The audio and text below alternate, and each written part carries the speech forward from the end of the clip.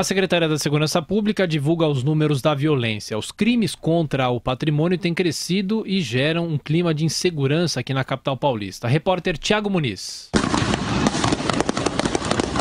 Isso tudo que você está ouvindo aconteceu nesta terça-feira. Os vizinhos de um caixa eletrônico na Avenida Francisco Matarazzo foram acordados por uma intensa troca de tiros no fim da madrugada.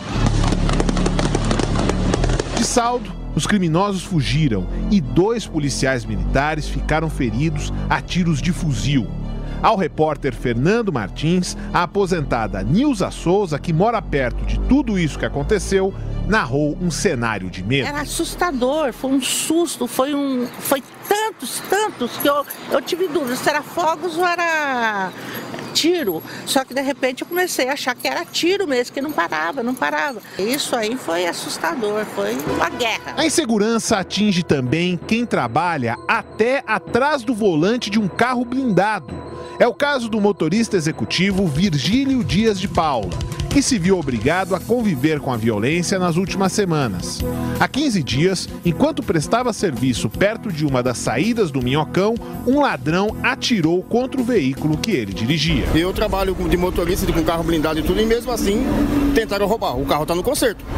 Deram um tiro no carro. Infelizmente tentaram assaltar um diretor da empresa e eu estava junto e eu sou o motorista dele, entendeu? E sofremos esse atentado aí, entendeu? Eram 10 horas da noite. E como é que o senhor se sente numa dessas? O senhor já trabalha com carro blindado. E mesmo assim me sinto inseguro. Virgílio não tem só esses problemas durante o trabalho. Ele chegou até a desenvolver uma estratégia para evitar que o celular seja levado por bandidos na volta para casa. Dentro do ônibus, você está sentado no ônibus, entra um moleque com uma arma e leva 10, 20 celulares, leva de todo mundo.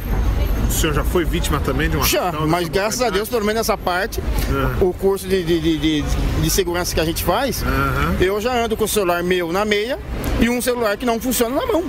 Mas nem todo mundo tem a mesma sorte. O técnico em controladoria médica, Gilson Miguel Fernandes, conta que já foi assaltado 2 vezes nos últimos 6 meses por criminosos armados. Descendo do ônibus, no ponto de ônibus, 9 de julho, à noite chega 3 caras para me assaltar com arma de fogo. Já fui assaltado no carro, chegando em casa, levaram meu carro. Assalto à mão armada. Por trás de todos esses casos, uma grande preocupação em comum: os crimes contra o patrimônio. Os furtos e roubos na cidade de São Paulo cresceram de janeiro a setembro na comparação com o mesmo período do ano passado.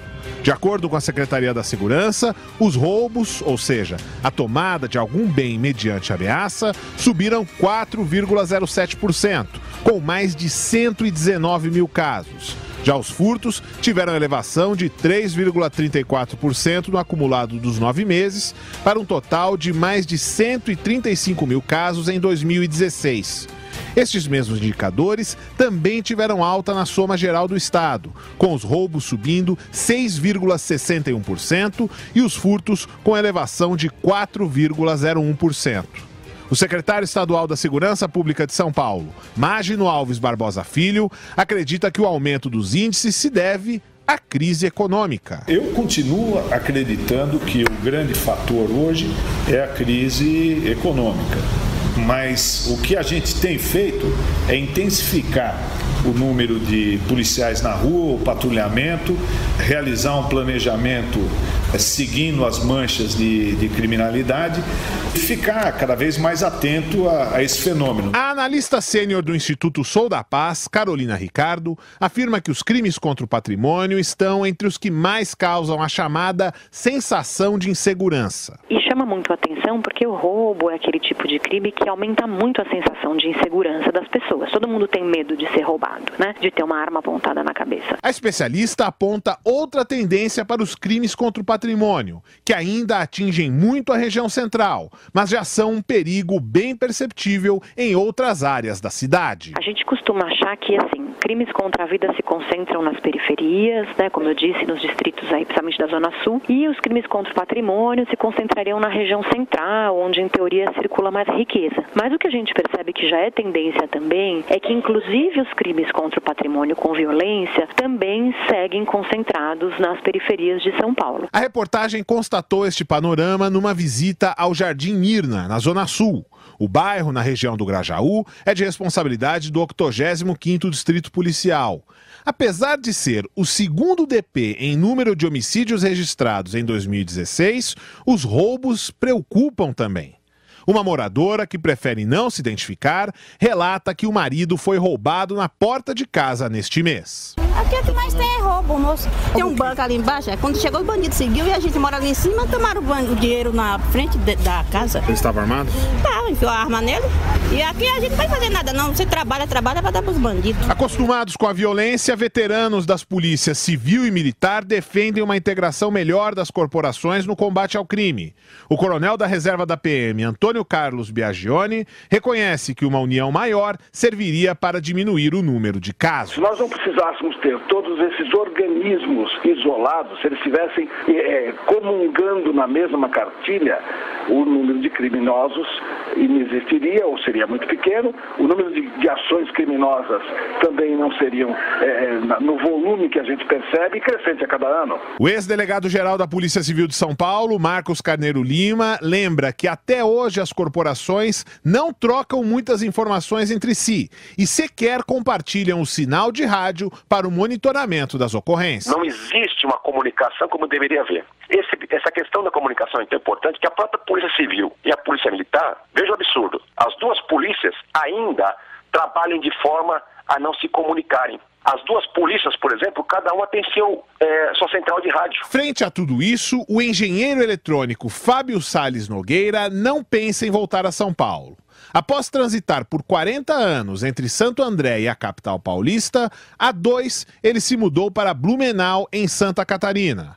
O sossego por lá não lembra em nada o cenário assustador do lugar onde nasceu e cresceu. O ano passado eu tive uma oportunidade de trabalho e mudei para o sul, em Santa Catarina, em Blumenau. E um dos motivos com certeza foi esse, foi o da violência. E você caminha à noite, tranquilamente, 11 horas da noite, você caminha lá no centro de Blumenau sem problema nenhum. E no centro de São Paulo? Impossível, né? Vai na Cracolândia lá. Na segunda parte desta reportagem, nós vamos destacar algumas regiões de São Paulo que sofrem com índices preocupantes dos crimes contra a vida e contra o patrimônio. O Thiago Muniz, professor Vila. Uma excelente reportagem. Excelente reportagem, ele fala muito sobre a sensação de insegurança, né? Isso Não, é o medo mesmo que a gente tem medo. A gente vive sob o domínio do medo. É aquela história, sai e não sabe se volta, né? E é uma realidade, infelizmente. Aí aparece os índices, diminuiu, melhorou isso, melhorou aquilo, mas a sensação para nós é a mesma. Ontem mesmo, comentando aqui, falando, não pode falar com o celular.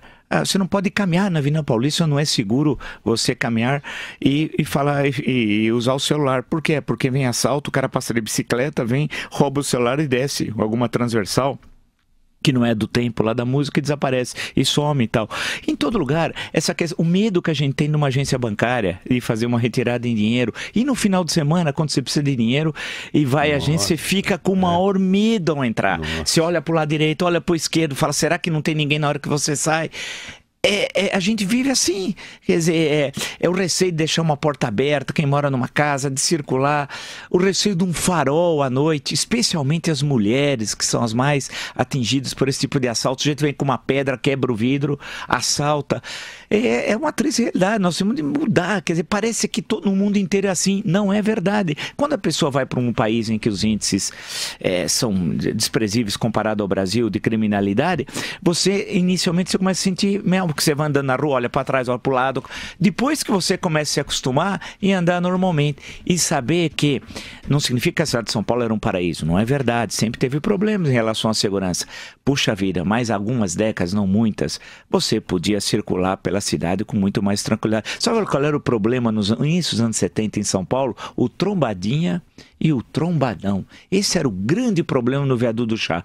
Quando eu cheguei aqui como office boy, falei, toma cuidado com o trombadinha, esse era o grande problema. Olha, se o problema hoje fosse o trombadinha, viu?